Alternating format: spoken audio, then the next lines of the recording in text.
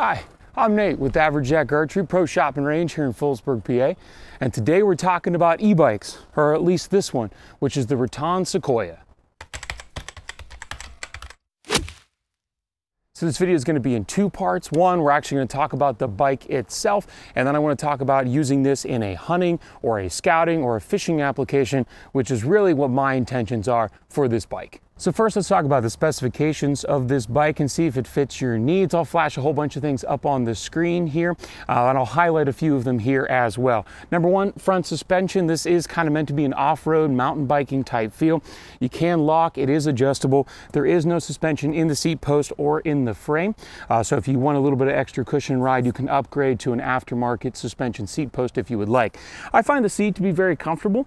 I'm about 6'4", 230 pounds in street clothes, and this bike fits me really well. Zero complaints with almost a 34-inch inseam. I get plenty of stride out of it. It definitely has that mountain bike feel. When you're seated, you are definitely leaning more forward, and I definitely appreciate that. You do have a headlight here. There is no tail light. You can get reflectors for it though, and add that in after the fact if you want to ride at night. I will be spending most of my time during the daytime riding. If I do any riding at night, it would be in the woods, and hopefully I don't need a turn signal just then. It does have an 8-gear Shimano gear system, which of course Shimano is one of the best in the business, and then does have 180mm rotary disc brakes, both front and rear. Those have been very nice. I'm still in the bedding in process, so the rear still has a little bit of squeak to them, but that'll dissipate over time. The internal workings of the motor, this is a torque sensor, so the harder you pedal, the more power it gives you. It's not a cadence sensor bike. If you want to know more about that, I'll throw some links down in the description below that explain the differences between those two bikes. I wanted a torque sensor because that suits my needs for kind of the off-roading, hunting, scouting that I'm going to be doing, and it really allows me to work better in that capacity. As you can see, I've scuffed it up, banged it up. I've been riding it around a lot. I've been having family members ride around as well of various different heights and weights, and it has fit everybody from 5'3" up to 6 foot, anywhere from 150 to my size, 230 pounds. It's been a great bike. It is a step-through design. Now, I do have the secondary external battery attached here. It's easily removed, just taking the keys and unlocking it, and I'll show you the bike stripped down a little bit. It is a step-through design, which is nice, and particularly for us hunters, if we're going to be riding a bike or taking a scouting trip, I don't want to be swinging a heavy boot over top of a frame that sits up here. And even with the battery in here, it's still relatively easy to step through. Now, I don't have much to compare this against, but my only complaint about this bike is how low the pedal sits to the ground when it's actually down at its full stroke. It's only about 3 inches, maybe 4 above the ground. So I definitely have to keep in mind that while I'm pedaling over higher things, I want to keep my feet level. That gives me easily 8 to 10 inches of clearance there as I go over rocks and brush and whatever else. If I sit there with 1 foot down, either on the right or left side, I have scraped a little bit, but then of course it just kicks you right back up, right? You don't get wedged or jammed or anything like that. That is my only complaint about the overall structure of this bike. A few last things. It is drilled and tapped to allow to accept a rack here or fender wells.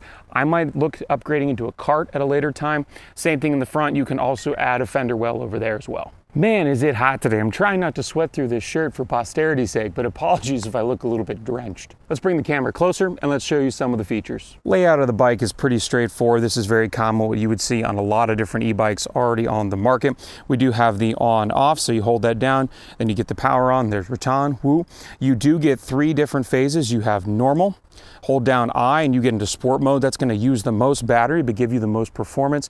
And then if you hold it down one more time, you get an eco. That's going to save the most battery, but obviously give you the less amount of push, power, and performance. This bike is pretty heavy, so for me in particular, once I'm fully loaded, I'll probably run it through normal or through sport mode. As I mentioned earlier, it does have a headlight, so I can turn that on. Headlight is on now, and I can obviously up here on the screen, it does tell me that the headlight is on, and you notice that the screen goes a little bit dimmer when the headlight gets turned on. Relatively bright. I haven't ridden it much at night, but it's definitely nice to have it there. If I hold down both the plus and minus sign, we'll get into that in a second. If I hold that down, I can get into the menu settings and I can go through and change everything in here. Rattan has a whole bunch of good stuff on their website. I'm not going to dive into all the ins and outs here, but lots of good things. I in particular like to dim the screen brightness. I do drive a lot in the daytime, but it's nice to not drain the battery on the screen. Just like your phone, this is going to be a big drain if you leave it on bright and you're not pedaling it particularly all that difficult. I want to save as much battery as I can for the actual motor. Staying over here with the controls, we do have the plus minus button for the pedal assist. There are 5 levels of pedal assist, or you can crank it all the way down to 0 and it will not give you any pedal assist whatsoever. It's going to be very tough to push this bike. It weighs about 90 pounds with both batteries installed, so without it. And when you reach that level, you notice it does blink. Same thing, 0 and 5. Of course, you do have your full throttle here, so if I give it, there goes the bike there on full 5. It does have different levels of throttle depending if you're on pedal assist 1 or if you're on pedal assist 5. Throttle is great, but I always like to help it out as much as I possibly can by pedaling. I've been finding that around 3 to 4 gives me all the speed that I need for this bike, as well as plenty of power. When I put a cart on here, if I try to haul a deer or something like that later, be very interested to see what the load it can take. The grips are very nice. They're faux leather wrapped and they're bolted in place so they won't turn on you. That's very nice. We do have, like I said, the 8-gear Shimano shifter over here on the right-hand side. Overall, very clean, nice, easy riding bike front. I'm very pleased with it. Of course, the main thing everybody wants to know about is the battery system. So this is the secondary battery. The internal battery is right here. They're relatively the same size in terms of their amperage hours, and each one, if you buy them separately, this one will come with the bike. This is a separate edition, will come with their own charger. Both have their own on-off switch. So if I power the bike off here, I can choose to go independently between either battery. So this one right now I have currently off, and this one I have on the switch on the other side, I do have in the on position. You can choose to run both batteries at the same time or just one battery. And this is where the range of this, and I'm very excited for this when it comes to scouting trips, when it comes to hunting season, how I can utilize each individual battery. I can run one or the other, and I'll show you on the screen later that you can turn each one off and you can just run one till it dies, turn on the other one, turn off the one that is dead, whichever one it is, and then you have a whole fresh battery ready to roll. You don't have to go back to the truck and recharge. You don't have to do all that sort of stuff. It's all right here, right on the bike. So right now I have the bike powered on and I'm using the integrated battery, which I've been running almost exclusively, and as you can see, it's at 34%. If I turn on the external battery, nothing changes. It doesn't boost my power level or boost my battery operation. I need to turn the bike off, which I'll turn off the integrated battery first. That'll shut the whole bike off because that's where the power is running from. I'll go ahead and turn on the external battery, turn on the bike.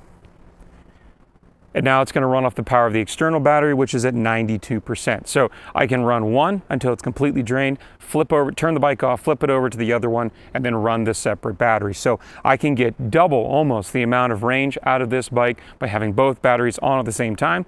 If I want to keep the external at the truck and make a couple of trips or whatever, I can do that. But I think for the extra pounds that offers the external battery, it's not that much. It's just worth having both on at the same time, at least on the bike, not on actually powered on. So with the seat post extended almost all the way up, with a 34-inch inseam, this is my stride on this bike.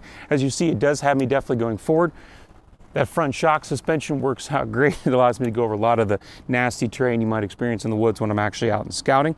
When it comes to, again, the power of the bike and the speed of the bike, I was seeing on full pedal assist, pedaling as hard as I could on a flat street here in my neighborhood, I was getting somewhere in the neighborhood of 34 miles an hour according to the odometer here. That's pretty zippy. And you know, once I throw hopefully maybe a deer cart or a gear cart on the back or some saddlebags or something, maybe my top speed on flat ground might be in the mid-20s. That is more than fast enough. Again, make sure you're checking your state's regulations on helmet needs and top speeds and everything else that you're allowed to have either on a paved road or into a state park or game land sort of situation. So let's actually take this thing out for a ride. I apologize for the massive amounts of wind noise that I'm sure are about to happen. Right now we're cruising at pedal assist 1, around 10 miles an hour, 9.9, there's 10.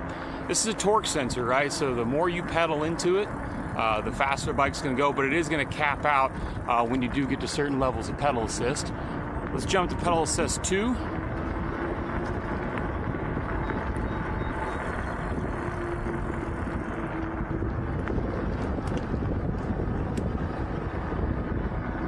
And it's a comfortable 15 miles an hour.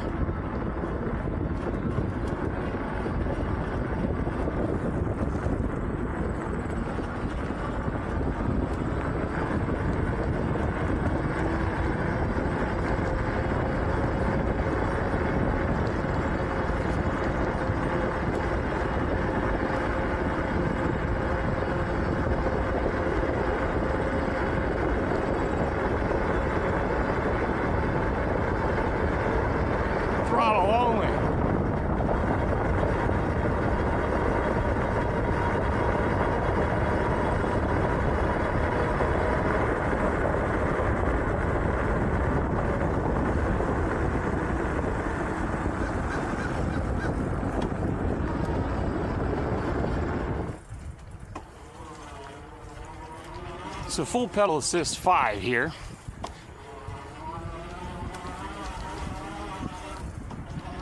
And I'm going up relatively easy grades here with absolutely no issues whatsoever. Full throttle on 5 around this little cul-de-sac. It gets cooking. And that's 15 miles an hour just almost from a slow roll here. Go up a little grade. So predominantly, so if I downshift here a little bit, I live pretty much in 8th gear the whole time. I don't see much of a need to get out of it. I'm still on pedal assist 5, but since it's a torque sensor, it's not giving me full pedal assist 5 until I actually get to pushing that fast. So I can drop it down to pedal assist 3, maybe save some battery. This is a typical mode path you might see on a logging trail, game lands, state forest, something like that. Relatively simple. We got a heavier grade up here that we'll definitely hit around.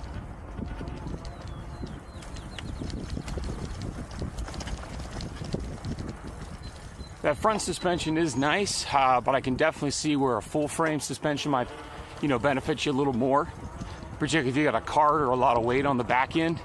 But it's still not that bad. I'm definitely, in the higher end of weight, 230, before all my gear. Once I get a backpack on, all my camera gear, my goal is to eventually have a bow rack or a gun rack strung across the front. So that way I can carry my bow in that way and not have to sling it to my back, because I don't have to worry about the bottom of it whacking something. But this is nothing. I mean, I'm on pedal assist 3, I'm in sport mode, relatively flat, just bumpy. And I'm doing a healthy 10 miles an hour, 8 miles an hour, no issues whatsoever.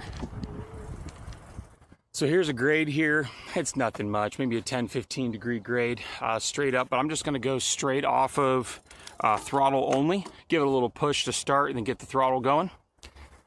So pedal assist 5, and here we go, throttle only.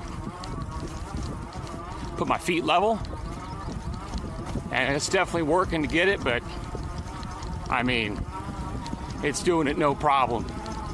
Oh, groundhog! And that's the top of the hill. Now we're just coasting, and now we can go back to pedal assist 3. But like I said, I would like to save as much battery as possible by not having to use full power to get up and around things like this.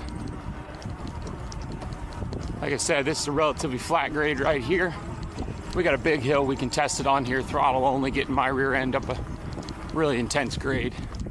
All right, so up here we have a really intense grade. We're definitely gonna probably have to pedal. We'll give it pedal assist 5. We'll get it started, get us a little running start, and see if throttle can handle the rest of the way up this hill.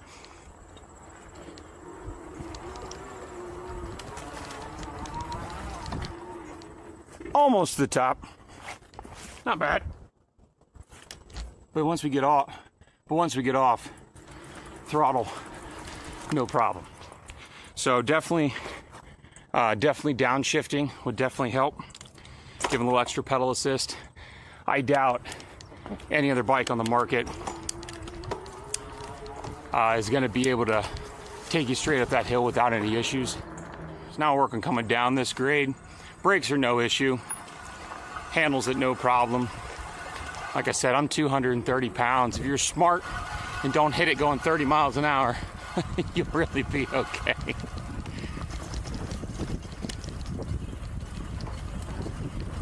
So that's my initial take on the Rattan Sequoia e-bike. It's definitely worth getting the dual battery, I think, for us outdoorsmen that plan on taking this long scouting trips, hunting trips, etc. You want to put a cart on the back and haul a deer around. I definitely think it's a good idea. Definitely going to be doing a follow-up video later on in the season, how I utilize this bike in certain places in Pennsylvania, as well as where it's legal in other states that I hunt, Indiana and Ohio specifically.